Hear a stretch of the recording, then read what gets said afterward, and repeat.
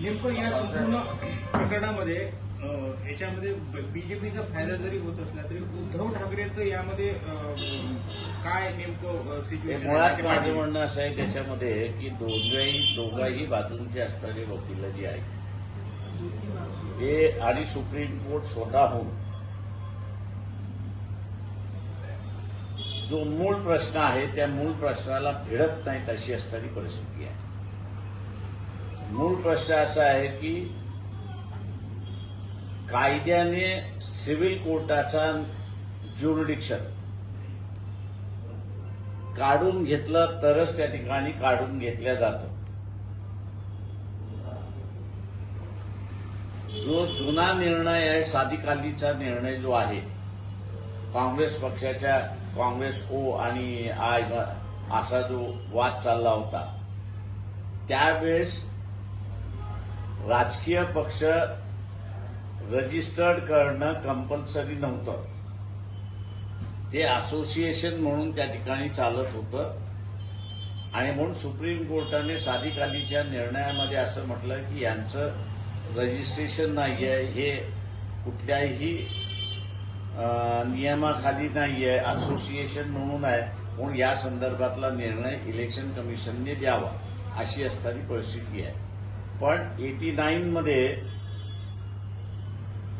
People's representation act 1951 मध्ये दुरुस्ती करण्यात आली आणि 29A हा समावेश करण्यात आला आणि या समावेशामध्ये राजकीय पक्ष रजिस्टर करण्याचं कंपल्सरी झालं.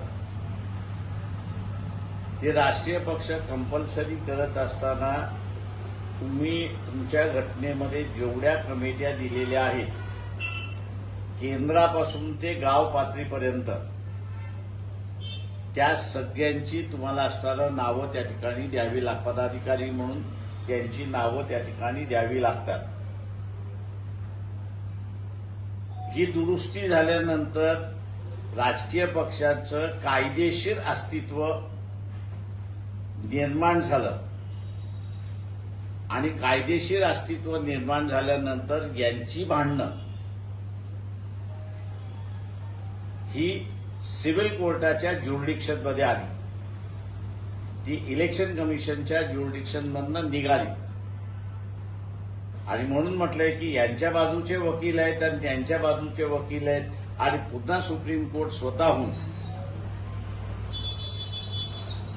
सिव्हिल कोर्टाचं ज्युरिडिक्शन ज्याला इंग्रजीमध्ये आउट्स आम्ही म्हणतो म्हणजे काढून घेतलेला आहे असा कुठेच कायदा मंजूर नसताना इलेक्शन कमिशन कशा रीतीने हे ठरवतं हा मूळ मुद्द्याकडे कोणीच यायला तयार नाही आणि म्हणून हा राजकीय खेळ त्या ठिकाणी भारतीय जनता पक्षाला करणं सोपा झालेला आहे.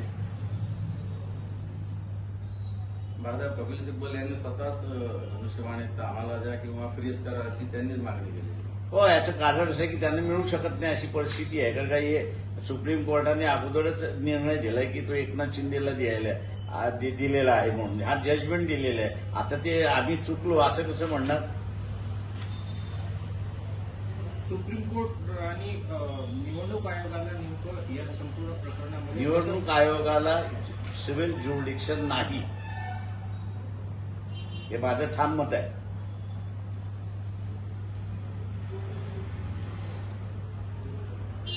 कारण का